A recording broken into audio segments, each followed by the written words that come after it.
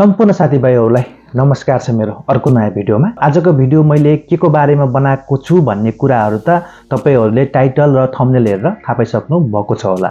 हजुर साथीहरु, आज म तपाईहरुले एनमाल छङछानको लागि साउलाई दिनुपर्ने डकुमेन्टहरु त पेश गरिसक्नु भएको छ। पेश गरिसकेपछि हाम्रो साउले हाम्रो एनमाल छङछान गर्दै कि नै गर्दैको छ भने चाहिँ मैले के कति तिर्नु पर्छ वा मैले के कति रिटर्न पाउँछु ट्याक्स भन्ने कुरा चाहिँ कसरी थाहा पाउने त्यसको बारेमा चाहिँ भिडियो बनाउँदै छु।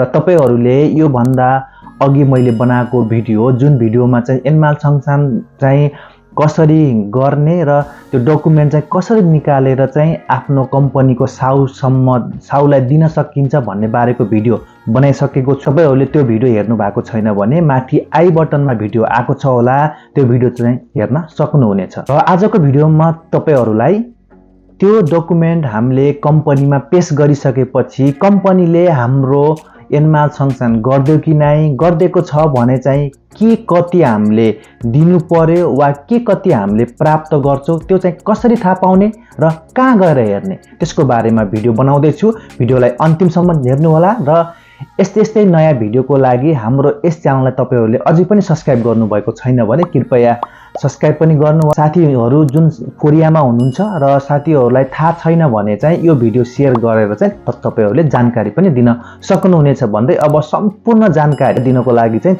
तपाईहरुलाई मैले कम्प्युटरको स्क्रिनमा लगेर चाहिँ वान बाइ वान चाहिँ स्टेप बाइ स्टेप चाहिँ सिकाउने छु। अब जाउँ कम्प्युटरको स्क्रिनतर्फ। सम्पूर्ण जानकारी दिनको लागि म कम्प्युटर स्क्रिनमा आइसकेको छु। तपाईले यहाँ कम्प्युटरको स्क्रिन पनि देखिनु भएको छ होला र यहाँ गइसकेपछि अब तपाईहरुले सर्च गर्नुपर्ने हुन्छ।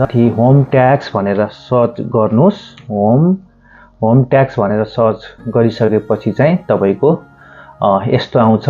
यहाँ देखिराख्नु भएको छ होला कुक्छे छङ होम ट्याक्स भनेर यहाँ चाहिँ क्लिक गर्नुहोस् र यहाँ क्लिक गरिसकेपछि अब तपाईहरुले यसको आईडी बनाउनु भएको छैन भने मैले यो भन्दा पहिलो कसरी आईडी बनाउने त्यसको बारेमा भिडियो बनाइसकेको छु। गएर तपाईले त्यो भिडियो हेर्न सक्नुहुन्छ। र अब हामीले यहाँ लगइन गर्नुपर्छ। लगइन गर्नको लागि यो जुन चाहिँ माई होम ट्याक्स भनेको छ त्यसमा क्लिक गर्नुहोस् र त्यसमा क्लिक गरिसकेपछि यहाँ भन्छ लगइन विल हेजुसिकी फारम निदा भन्छ, ओके गर्नुहोस् र ओके गरिसकेपछि अब यसलाई लगइन तपाईले धेरै तरिकाले गर्न सक्नुहुन्छ र तपाईसँग आईडी छ भने चाहिँ यहाँ जुन आईडी लगइन भन्ने रहेको छ यो जुन चाहिँ तेर्सोमा त्यसमा चाहिँ क्लिक गर्नुहोस् र त्यहाँ क्लिक गरिसकेपछि यहाँ तपाईले आफ्नो आईडी हाल्नुहोस् अनि यहाँ चाहिँ फिमेल बनवा हाल्नुहोस्, यहाँ चाहिँ पासवर्ड हाल्नुहोस् र म चाहिँ हान्न लागिरहेको छु, तपाईहरुले पनि हान्नु। त्यति हानिसकेपछि अब यसलाई चाहिँ तपाईहरुले लगइन गर्न सक्नुहुन्छ। लगइन गर्नुहोस् र लगइन गरिसकेपछि यहाँ चाहिँ यस्तो इन्टरफेस खुल्छ। अब तपाईले यति गरिसकेपछि अब यो भन्दा पहिले यसलाई चाहिँ हामीले कसरी इन्सुङ गर्ने कसरी भेरिफाई गर्ने भन्ने बारेमा तपाईहरुलाई पनि भिडियो बनाइसकेको छु। त्यो भिडियो पनि हेर्न सक्नुहुन्छ, यो भन्दा पहिलोको भिडियोमा छ। र अब हामी चाहिँ जुन आजको विषय वस्तु चाहिँ के रहेको छ भने चाहिँ जस्तै हामीले एनमाल छङछान गर्नको लागि चाहिँ कम्पनीमा डकुमेन्ट पेश गर्यौं र कम्पनीमा डकुमेन्ट पेश गरिसकेपछि चाहिँ कम्पनीले चाहिँ हाम्रो एनमाल छङछान चाहिँ गर्दै कि नै भनेर चाहिँ हेर्ने चाहिँ विषय वस्तु भएको हुनाले त्यो चाहिँ कसरी हेर्ने भन्नको लागि तपाईहरु जुन यहाँ देखिराख्नु भएको छ तेर्सो अप्सन चाहिँ एनमाल छङछान छिगुप मेङसे छ भन्ने यसमा क्लिक गर्नुहोस् र यसमा क्लिक गरिसकेपछि हामी चाहिँ यहाँ जानुपर्छ। जुन तपाईलाई यहाँ मैले देखाइरहेको छु यसमा हेर्नु होला जुन चाहिँ यहाँ देखिराख्नु भएको छ नि यो एरो देखिराख्नु भएको छ त्यसमा हेर्नु होला। यहाँ यसमा चाहिँ तपाई एनमाल छङछान सोदक छेएक खोङजे छार्यो छोही भनेको छ यसमा क्लिक गर्नुहोस् र यसमा क्लिक गरिसकेपछि अब हामीहरुले के कति गर्छौं हैन पाउनको लागि अब यहाँ चाहिँ तपाईले इन्जुङ गर्नुपर्छ है यो खोल्नको लागि। र तपाईहरुलाई यो भन्दा पहिलो मैले चाहिँ जुन चाहिँ बैंकबाट कसरी इन्जुङ गर्ने कसरी भेरिफाई गर्ने भनेर सिकाएको थिए र आज चाहिँ तपाईहरुलाई मैले काक्कोबाट, किनभने धेरै साथीहरुलाई कन्फ्युज हुनु भएको छ कसरी गर्ने भन्ने बारेमा, त्यो भएको हुनाले मलाई काक्कोबाट पनि तपाईहरुलाई गरेर देखाउँछु। स्टेप बाइ स्टेप हेर्नु होला। त्यसको लागि चाहिँ यहाँ चाहिँ खानफेन इन्जुङ र अनि खुङदोङ भनेको छ। हामीले खानफेन इन्जुङमा क्लिक गर्नुपर्छ र खान्छौँ इनमा क्लिक गरिसकेपछि यहाँ चाहिँ यति धेरै अप्सनहरू रहेको छ। तपाईहरूले चाहिँ 9 10 11 वटा अप्सन रहेको छ। त्यसमध्येमा तपाईहरूले जुनबाट पनि गर्न सक्नुहुनेछ। र आज म तपाईहरूलाई कोरियामा एकदमै धेरै प्रयोग गर्ने जुन एप रहेको छ, जुन काक्को एप भन्ने, त्यसबाट चाहिँ कसरी गर्ने इन्जुम त्यो बारेमा सिकाउँदैछु। त्यसको लागि तपाईँ यहाँ काक्को एपमा जानुहोस् र काक्को एपमा गइसकेपछि काक्को एपमा तपाईँले के नाम राख्नु भएको छ त्यो चाहिँ यहाँ चाहिँ राख्नु पर्ने हुन्छ। जस्तै मैले चाहिँ यहाँ राख्न लागिरहेको छु र यति गरिसकेपछि तपाईको यहाँ भनेको छ सेङनेन ओरिल भनेको छ। तपाईले सेङनेल चाहिँ तपाईको नेन वर्षमा अनि महिनामा र गतेमा राख्नुपर्छ भनेर भनेको छ। यहाँ चाहिँ तपाईले आफ्नो सेङनेन चाहिँ राख्नुहोस् र यति गरिसकेपछि अब चाहिँ यहाँ चाहिँ युदे फोन बनाउँ भनेको छ।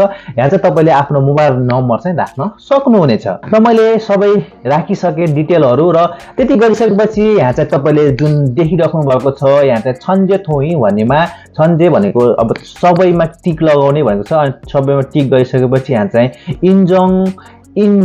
इन्जङ योजङ भन्नेमा क्लिक गर्नुहोस् र यदि क्लिक गरिसकेपछि तपाईको मोबाइलमा चाहिँ यस्तो आउँछ। तपाईलाई म यहाँ देखाउँछु र यहाँ तपाईको काक्कोमा चाहिँ एउटा मेसेज आउँछ तपाईले स्क्रिनमा। जस्तै यहाँ आयो हेर्नुस्, इन्जङ एउजङ थोजाक हेसुमनिदा भनेको छ। यसमा क्लिक गर्नुहोस् र यहाँ देख्नुभयो इन्जङ एउजङ थोजाक हेसुमनिदा भनेको छ। यहाँ क्लिक गर्नुहोस् र क्लिक गरिसकेपछि यहाँ चाहिँ इन्जङ हागी भने तपाईको यहाँ चाहिँ डिटेल आउँछ। यो डिटेल सबै ठीक छ भने चाहिँ कुक्चेजङ भनेको छ हैन, सबै ठीक छ भने चाहिँ इन्जङ हागी भनेको रहेको छ। तपाईलाई मैले मोबाइल स्क्रिन शेयर गरेको छु, यहाँ हेर्न सक्नुहुन्छ मोबाइल स्क्रिन यतै आएको छ होला। यहाँ इन्जङ हागीमा क्लिक गर्नुहोस् र इन्जङ हागीमा क्लिक गरिसकेपछि यसमा टिक गरेर यहाँ चाहिँ भेरिफाई भनेर अप्सन आएको छ, यसमा क्लिक गर्नुहोस् र यहाँ चाहिँ आफ्नो पासपोर्ट जुन चाहिँ तपाईले जुन काक्को गर्दाखेरि हाल्नुभएको पासपोर्टको नम्बर त्यो पिन थियो त्यो चाहिँ पासपोर्ट चाहिँ हाल्नु पर्ने हुन्छ। यहाँ चाहिँ म हाल्न लागिरहेको छु।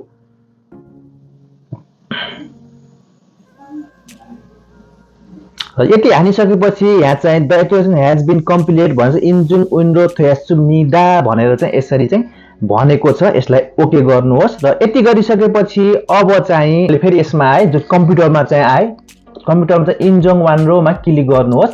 यति गरेपछि तपाईलाई डाइरेक्ट चाहिँ पेज चाहिँ ओपन हुन्छ र यहाँ के भनेको छ भने एनमाल छङसान खान्सो वा इयोङसी इयोङसायोङ आन्ने भनेको चाहिँ एउटा इन्फर्मेसन रहेको रहेछ। यहाँ चाहिँ के रहेछ भने तपाईको जति पनि तपाईले जुन डकुमेन्टहरु पेश गर्ने डकुमेन्ट चाहिँ गर्नु भएको छैन भने चाहिँ तपाईले यो जुन चाहिँ 1 महिनाको 20 गतेदेखि चाहिँ यहाँ चाहिँ एङसुजुङहरु चाहिँ तिनीहरु चाहिँ पेश गर्न सक्नुहुन्छ भनेको छ।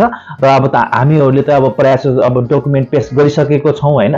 त्यो भएपछि यसलाई चाहिँ तात्कीमा क्लिक गर्नुहोस् र तात्कीमा क्लिक गरिसकेपछि अब तपाईले अब जुन उलाई चाहिँ हैन साउलाई अब कम्पनीलाई डकुमेन्ट दिनको लागि चाहिँ त्यो पनि तपाईलाई एकचोटी म सिकाउँछु हैन।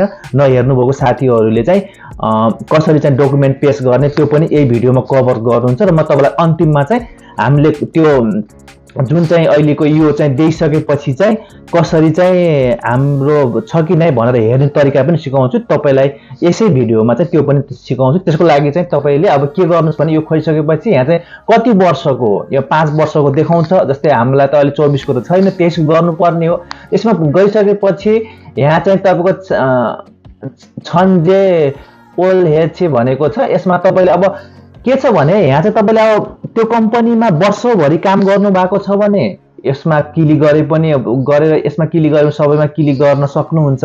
तर त्यो वर्षमा तपाईले 4 5 6 महिना गर्नुभयो, अर्कोमा चाहिँ 8 9 गर्नुभयो भने त्यसरी चाहिँ गर्न सक्नुहुन्छ। कुन कुन महिनामा काम गर्नुमा त्यो गर्न सक्नुहुन्छ। यहाँ चाहिँ मैले एउटैमा गरेको यति गरिसकेपछि चाहिँ अब यो सबैलाई तपाईले छोइ गर्नुपर्छ, ओपन गर्नुपर्ने हुन्छ। र मैले चाहिँ हान बने यसलाई अलि ठुलो पनि बनाउँछु हैन, तपाईलाई देख्नको लागि सजिलो होला स्क्रिन उ पनि हैन।